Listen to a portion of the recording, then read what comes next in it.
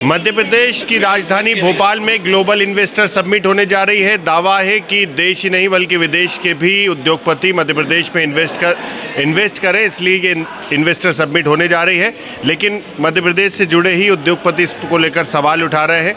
क्या कुछ इनकी बात है, बात ही कर लेते हैं उन लोग से। ये सब वेयर हाउस से जुड़े हुए उद्योगपति हैं। सर, आप लोग भोपाल में जिस तरह से ग्लोबल इन्वेस्टर समिट हो रही है, लेकिन आप लोग का कहना है कि आप लोग ने इन्वेस्ट किया लेकिन अभी सरकार से कोई मदद नहीं मिल पा रही। ये इन्वेस्टर समिट का हमारी एसोसिएशन भी स्वागत करती है। साथ ही हमारी मांग है जो पहले से इन्वेस्ट किए हुए हैं उनको भी उनकी तरफ भी ध्यान दिया जाए। हमारे वेयर हाउस एसोसिएशन में 8000 वेयर हाउस संचालक हैं और जनरली सभी किसान बैकग्राउंड के हैं। इसमें ज़्यादा बड़े व्यापारी नहीं हैं। उनकी जो भी संपत्ति थी उन संपत्ति को गिरवी रखकर इन्होंने अपने वेयर हाउस बनाए हैं। लगभग 80,000 करोड़ का वेयर हाउस में इन्वेस्टमेंट है और हमारे पिछले 3 साल से जनरली गेहूं, मूंग, चना, धान, मक्का, चावल के किराया लंबित हैं। प्याज का किराया हमारा 16-17 से लंबित है। अच्छा। जो 16-17 के टाइम में प्याज भंडारण किया था उसमें हमारा किराया 1 रुपये नहीं दिया और हमें उसको ख़राब जो प्याज हुई थी फिकवाने में भी हमारा खर्चा गया। हाँ, दूसरा एक पॉइंट और है, ये गेहूं में 1.5% गेन लेती है, पहले 1% गेन लेती थी। अभी इन्होंने एसओपी नहीं मानने, पालन नहीं करने की वजह से 1.5% गेन ले रही है। अदर स्टेट में भी हरियाणा हो गया, पंजाब हो, वहाँ 1% ही गेन लिया जा रहा है। हमारी इस तरफ भी मांग है प्रशासन से कि हमारे को भी गेहूं में 1% गेन लिया जाए। धान और मूंग में सूखत आती है, इसमें कोई गेन नहीं दिया जाता। जितना भंडारण होता उतना ही भुगतान करना पड़ता है। इसके अलावा जैसे सरकार कह रही है कि बड़े बड़े उद्योगपति आ रहे हैं, देश विदेश से इन्वेस्ट आएगा मध्य प्रदेश में। आप लोग ने टोटल कितना इन्वेस्ट किया था मध्य प्रदेश में, तो अभी कितना बकाया है?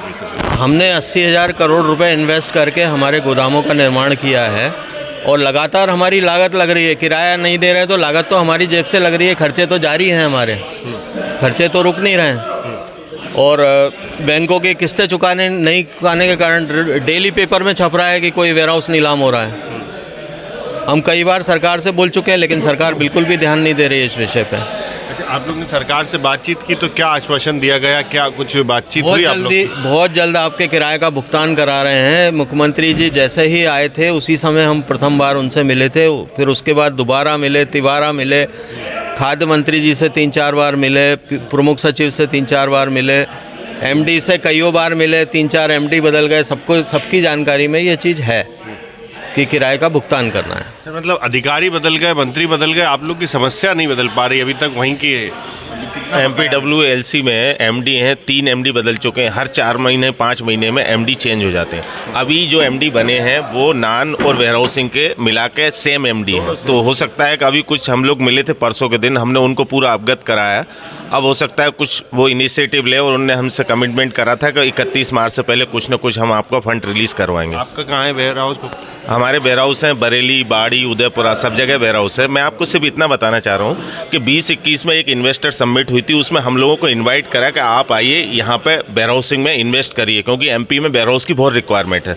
हमने भी अपने अदर बिजनेस से पेमेंट निकाल के और यहाँ पे लगा हम लोगों ने 11 वेयर हाउस बनाए और पिछले 3 साल से गेहूं का किराया नहीं आ रहा। अब आप देखिए वहीं अडानी ने साइलो बनाए एमपी में, उनकी पॉलिसी और हमारी पॉलिसी में कितना अंतर, क्योंकि हम छोटे इन्वेस्टर हैं इसलिए सरकार हमारी सुन नहीं रही। जबकि अडानी को यदि उसके साइलो के अंदर गेहूं नहीं भी है तो भी उसको किराया दे रहे हैं और उसको किराया सबसे पहले उसका साइलो भरते हैं, उसके बाद हमारे वेयर हाउस का नंबर आता है। तो अडानी ने जो साइलो बनाए हुए हैं उनकी आप पॉलिसी देखिए, उनको 100% किराया मिल रहा है और हम छोटे इन्वेस्टर हमको किराया पिछले 3 साल। बड़े और छोटे उद्योगपतियों में इन्वेस्टर में भी जो है पक्षपात हो रहा है आप लोग को लगा? हाँ, भेदभाव हो रहा है, क्योंकि हम लोग छोटे इन्वेस्टर 8,000 वेयर हाउस बनाए हैं, उसमें अधिकतर किसान हैं जिनने वेयर हाउस बनाया अपनी लैंड पे, कुछ बिजनेसमैन हैं जिनने पैसा लगाया हुआ है, कुछ नेता भी हैं, कुछ ऑफिसर हैं, उनने भी लगाया हुआ है पैसा। मतलब नेताओं को लाभ मिल जाता है, आप लोग को नहीं मिल पाता है। बहुत पार्शियलिटी हो रही है, मतलब जो छोटा इन्वेस्टर उसको नहीं मिल रहा है, बड़ा इन्वेस्टर को पैसा मिल रहा है, जो इनके विधायक एमपीओ के जिनके भी वेयर हाउस हैं उनको भी किराया मिल रहा है। अच्छा, इसके अलावा जो भोपाल में ग्लोबल इन्वेस्टर समिट हो रही है, इसमें भी आप लोग को बुलाया है? इसके लिए आपके लिए